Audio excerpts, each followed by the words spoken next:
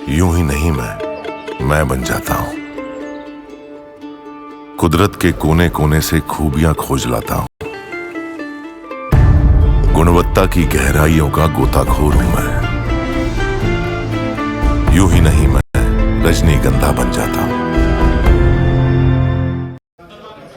कांग्रेस को वैसे तो जीरो आया लड्डू, लेकिन आइएगा शपथ ग्रहण में तो बीजेपी लड्डू खिलाएगी खाने वाला।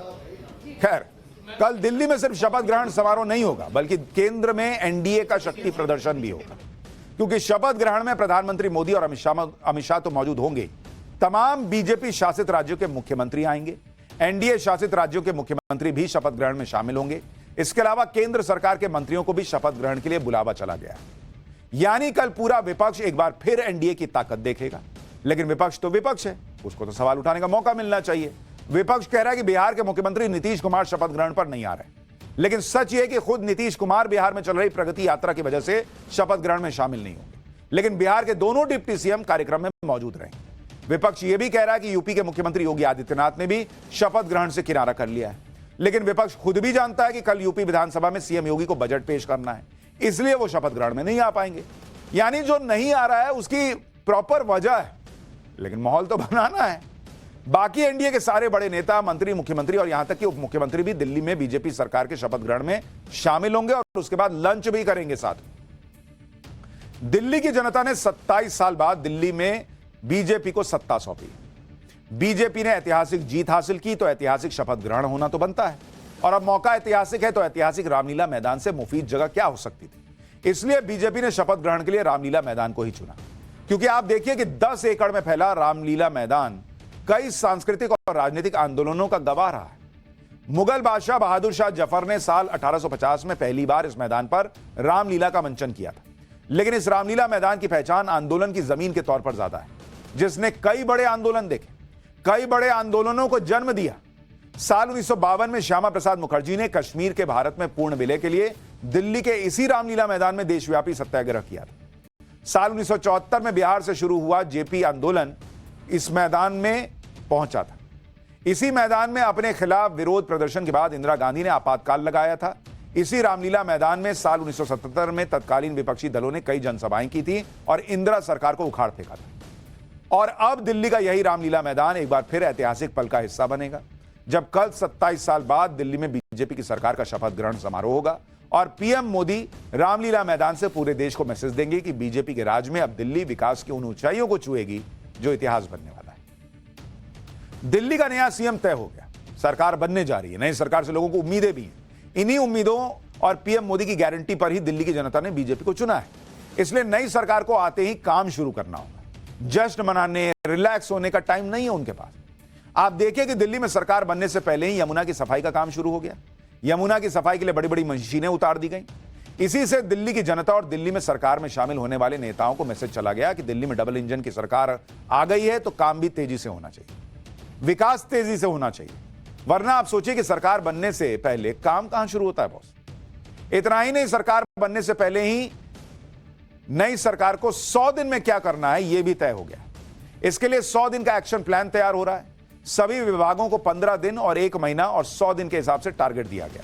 बीजेपी के वादों के हिसाब से सभी विभाग अपना अपना एक्शन प्लान तैयार कर रहे हैं। दिल्ली में जनरल एडमिनिस्ट्रेशन डिपार्टमेंट 100 दिन के एक्शन प्लान को एक जगह फिर कंपाइल करेगा और सरकार बनते ही पहली कैबिनेट मीटिंग में प्रेजेंटेशन दी जाएगी।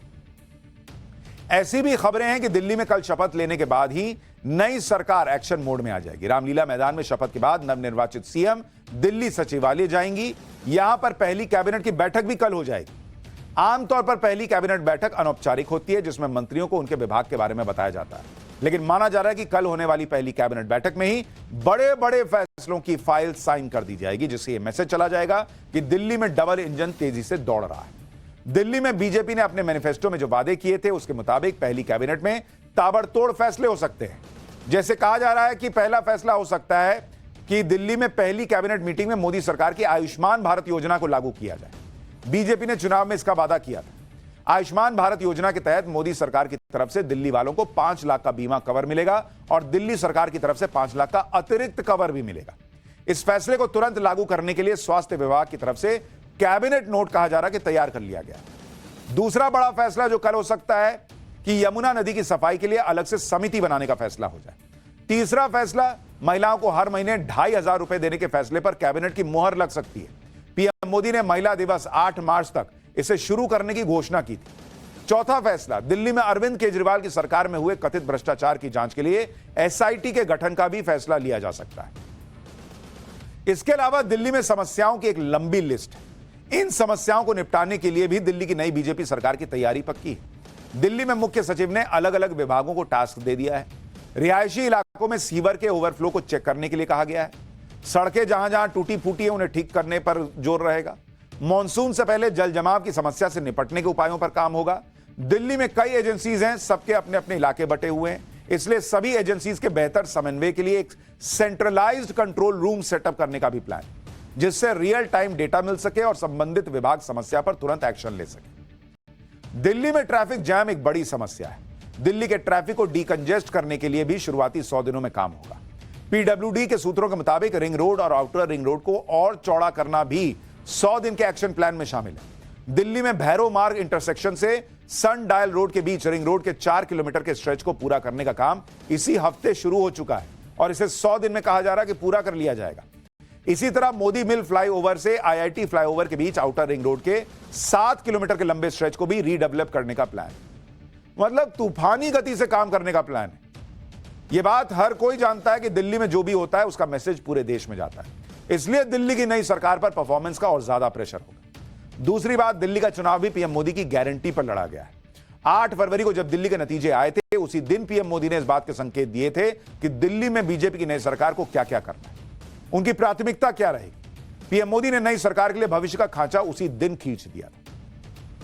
उन्होंने कह दिया था कि सब दिल्ली में बीजेपी सरकार के कामकाज में रिफ्लेक्ट होगा। तब उन्होंने कुछ बड़ी बातें कही थी जो आज याद करनी चाहिए। उन्होंने कहा था कि दिल्ली को विकसित भारत की विकसित राजधानी बनाएंगे, पूरी गंभीरता से धरातल पर रहकर काम करेंगे। टूटी हुई सड़कें, कूड़े के ढेर, सीवर ओवरफ्लो और प्रदूषित हवा सब खत्म होगा। दिल्ली की जनता इन सब समस्याओं से त्रस्त रही है। कोशिश रहेगी कि पूरे क्षेत्र में मोबिलिटी और इंफ्रास्ट्रक्चर पर ढेर सारा काम हो। दिल्ली को देश का सर्वश्रेष्ठ अर्बन इंफ्रास्ट्रक्चर मिलना ही चाहिए। यमुना जी को हम दिल्ली शहर की पहचान बनाएंगे। पहले विधानसभा सेशन में ही सीएजी की रिपोर्ट सदन में रखी जाएगी। हम हमारी शक्ति, समय, सत्ता, सुख में नहीं बर्बाद करेंगे। हम इस अवसर को सेवा के लिए खपा देंगे। यह प्रधानमंत्री मोदी ने उसी दिन कह दिया था कि भाई ये सब हम कर देंगे, आप इसके लिए चिंता मत करो। अब वो होने भी जा रहा है। रेखा गुप्ता को दिल्ली का नियम चुने जाने पर उनके घर पर कैसा माहौल है, परिवार वाले क्या कह रहे हैं, एक बार वो भी सुनिए, फिर अगला चैप्टर खोलता हूं। बस आशीर्वाद उसको, बड़े ऐसे ही बस घर संभाल लेता। अब समाज सेवा करे, समाज का काम करे, समाज में अपना नाम करे अच्छे से जैसे कर रही है, और तरक्की करे। जी वो मेरी जेठानी है और मेरा बस यही है कि बहुत खुश है परिवार उनकी इस जीत से, उन्हें जो मुकाम मिला उसके लिए बस बहुत बहुत शुक्रिया और सब परिवार बहुत खुश है। रेखा जी ने जो काम शालीमार बाग के लिए किया है वो काम कोई कर भी नहीं सकता, और जो लोगों के साथ जमीन से जुड़ी हुई थी, वो जिस तरीके से वो जुड़ी हुई थी हर एक इंसान के साथ, वो काबिले तारीफ है। रेखा जी अव्वल दर्जे की नेता थी, है और रहेगी जिंदगी भर। उनकी बहन रेखा गुप्ता ने बहुत मेहनत करी, जिसका फल सबके सामने आज है, और सभी ब्लॉक वासियों ने बहुत सहयोग दिया, जिसका फल सामने है। ये तो वार्ड पार्षद सीधा सीएम बनना बहुत बड़ी छलांग है ये।